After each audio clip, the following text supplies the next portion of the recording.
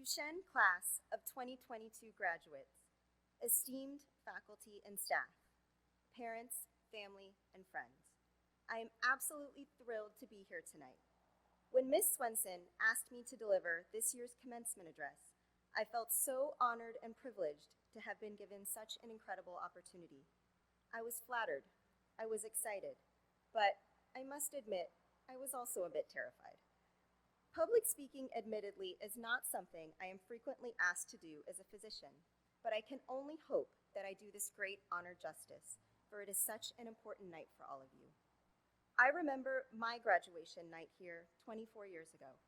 I will leave it up to these brilliant graduates to do the math on how old that makes me. I remember the white dress my parents had custom made especially for the event, donning the same lovely white crown that rests upon your heads, seated in those very same seats. I remember proceeding to this stage, holding a beautiful bouquet just like the one you are holding now, with Pachelbel's Canon in D playing in the background. To this day, every time I hear that song, it brings me back to that feeling I had on this very night in 1998. I remember the butterflies in my stomach, the lump in my chest, and the exhilarating feeling in my heart that a new, exciting chapter was about to begin, juxtaposed with the bittersweet feeling that an absolutely beautiful one was coming to an end. Some of you may have been at Duchesne your whole life, while others may have just joined during high school. My journey at Duchesne started in the 5th grade. My dedicated parents had done their homework, researching and visiting and applying to all of the top-tier private schools in our great city, as I'm sure many, if not all, of the parents seated in the audience here tonight have done for you. I am sure your parents chose Duchesne for you for their own unique reasons: the rigorous academics, the single-sex education, the Catholic faith, the small, close-knit community. Whatever reason they may have chosen, the values they wanted for you remain the same as what my parents wanted for me and what I want for mine. We want our daughters to be seen, supported, protected, and cared for, to be challenged academically, and to be aware spiritually. We want them to grow and thrive in an environment where they feel at home, make meaningful friendships, and find great mentors. When my family landed upon Duchesne, my mother realized upon touring the school that it was a part of the same Sacred Heart network of schools that she had attended in Mumbai, India. The fit seemed perfect for our family. I started as a second-generation Sacred Heart student at our grade school. Before Duchesne, I was a relatively shy, introverted child. I often preferred books to playdates. I was studious, but was the type of student that even if I knew the answer to a question the teacher had asked, I was hesitant to raise my hand. My time at Duchesne changed all of that for me. I found great friendships. I loved my teachers. Over time, I became comfortable voicing my opinions, pursuing my interests, developing my passions, being silly and goofy with friends, and for lack of a better word, coming into my own as a young woman. When I think back to what it was about this school that really made my experience so special, I think it circles back to our 5 goals of the Sacred Heart. This will probably be the last time you will ever hear about these goals as a student on campus, and I would like for you to take this opportunity to reflect on your experience here and how you might implement these cornerstones that have been so lovingly ingrained into you as you embark on your future endeavors as an alum of the Sacred Heart. I began learning about the Sacred Heart goals in the 5th grade, but it was not until later in life that I found myself relying on our first goal, a personal and active faith in God. Even though I am not Catholic, I can appreciate that Duchesne instilled in me a sense that a practice of faith, prayer, and reflection, no matter what religious affiliation, was important.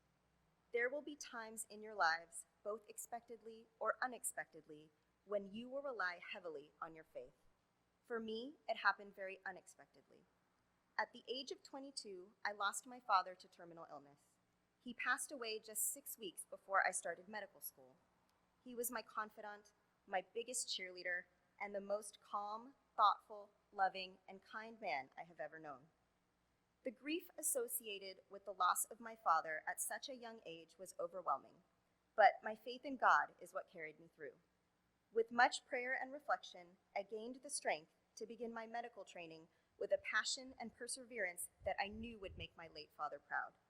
Later in life, I made decisions through faith that I knew in my heart would have been what my father wanted. I married a man he would have loved. I chose to follow my mother's footsteps and pursue a career in pediatrics. I joined my mother's practice and became a partner in the family business. I chose to send my daughters to the same school he and my mother chose for me, Duchesne. Some of you may have already started the journey of developing your personal relationship with God. Life can be full of unknowns, but one thing remains constant. Our first goal can carry you through both times of joy and times of adversity. Now, while adversity is not always something you can prepare for, you can prepare for the academic challenges that are soon to await all of you at the various esteemed universities you will be attending. Our second goal is a deep respect for intellectual values. My time as a student at Duchesne taught me the value of hard work, of time management, of multitasking. The academic rigor, though grueling at times, gave me the confidence to thrive at my alma mater, the University of Pennsylvania. I remember hosting calculus tutoring groups in college after surviving and mastering the epic calculus classes of Mrs. Hurwitz.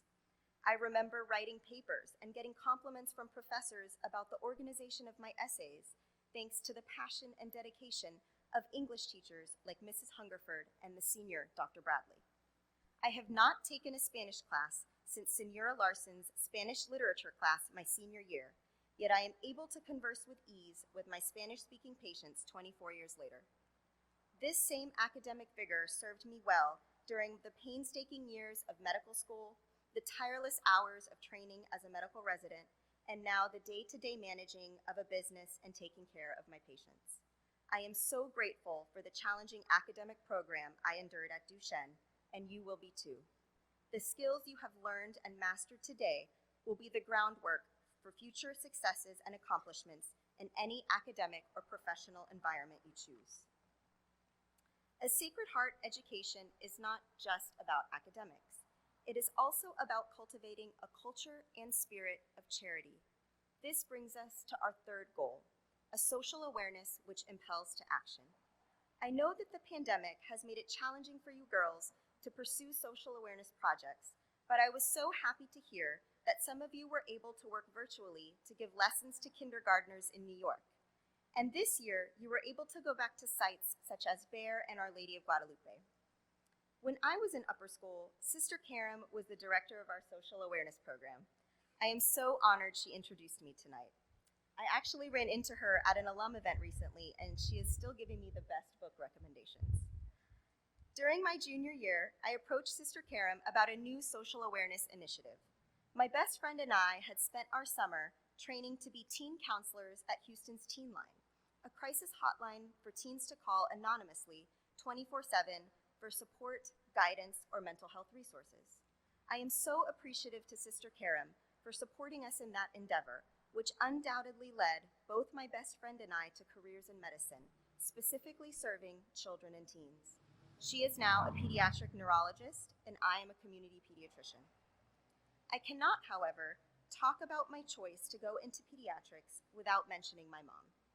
Surely, as you have gathered here tonight, both of my parents have served as strong inspirations for me. I am confident that you feel the same way about yours. Growing up, my mom was always working. And I don't mean that to sound like I was upset about it. She is still, in fact, always working. After 47 years in practice, she is still working full-time, and I cannot get her to slow down. Trust me, I have tried. She runs circles around me. But in all seriousness, she enjoys what she does. She is passionate about it, in fact. She loves caring for children and families. She loves connecting with her patients in meaningful ways. And she is an extraordinarily talented clinician, as well as an astute businesswoman who I am honored to work with and learn from daily. But given her history as an alum of the Sacred Heart, I am sure that our third goal undoubtedly influenced her to pursue a career helping the children of our community from every income level, ethnicity, religious affiliation, and social circumstance you can imagine. And I can assure you, as a future alum of the Sacred Heart, that when you carry this goal forward into your adult life, either by your career choice or how you choose to spend your time outside of work, you will never regret it, because the greatest gift, in fact, is giving back. Now, most of you realize that going to an all-girls school places you into a relatively small community of people. But in all honesty, the Sacred Heart community is so much deeper and larger than its perceived size. The fourth goal of the Sacred Heart is building a community as a Christian value. I must admit, this is my favorite goal, as it encourages me to think about the amazing friendships and relationships I have cultivated, both by my time here as a student and now also as a parent of 2 young girls in the lower school. The friendships I have formed through Duchesne have been some of the longest lasting and most meaningful of my entire life. These were the girls that came to visit me when I was feeling homesick in college, the girls that supported me when I lost my father, the girls that were the bridesmaids in my wedding, and the girls that rejoiced when I had my daughters. They are the lifelong friends I call when I'm excited to share really great news, and the friends I lean on to for support when I've had a really challenging day.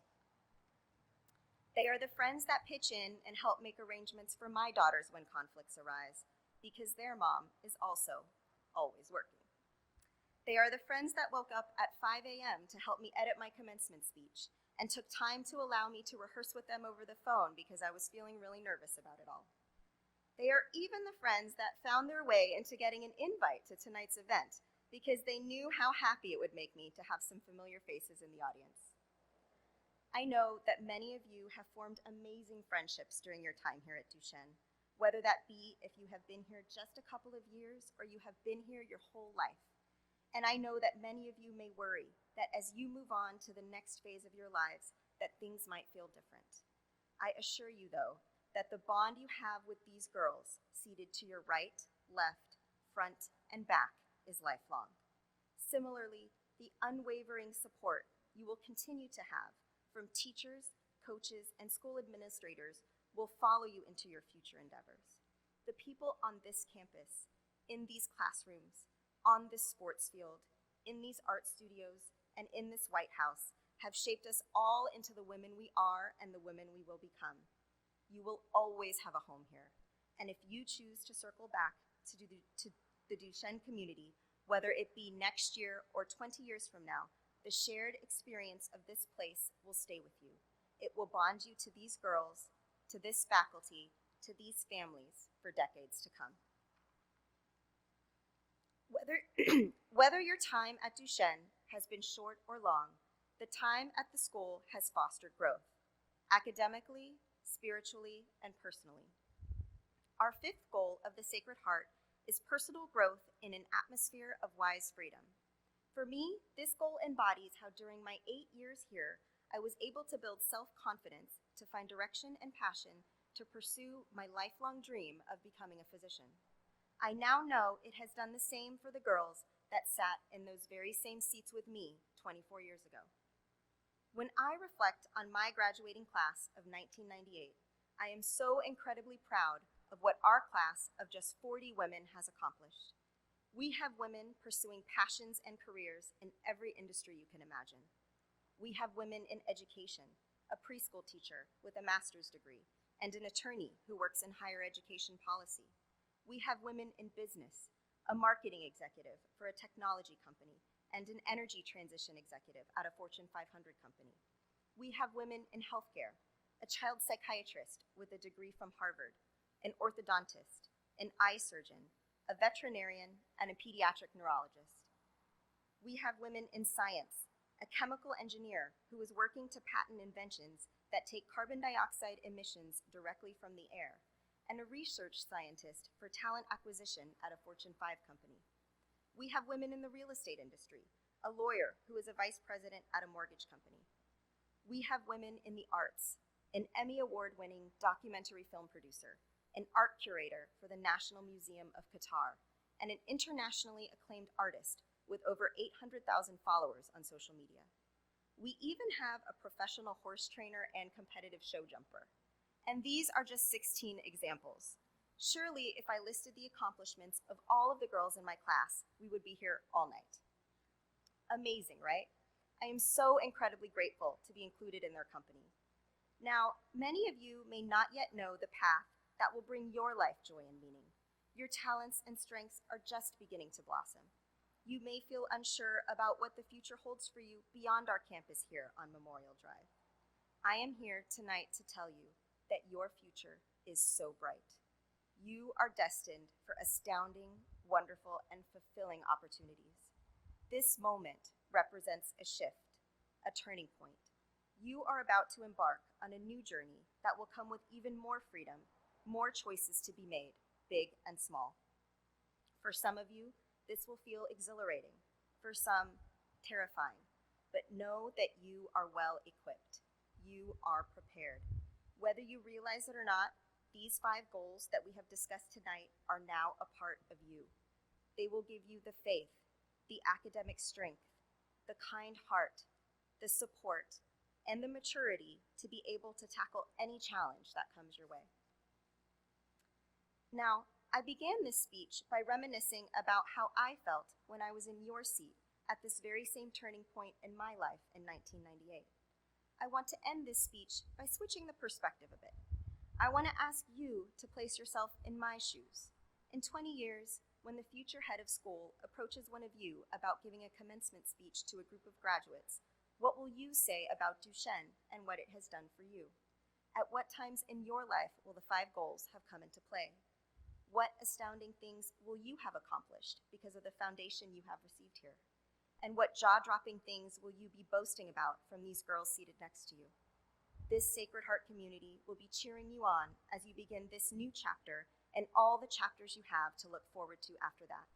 We can't wait to hear about all you are destined to achieve. Congratulations, class of 2022.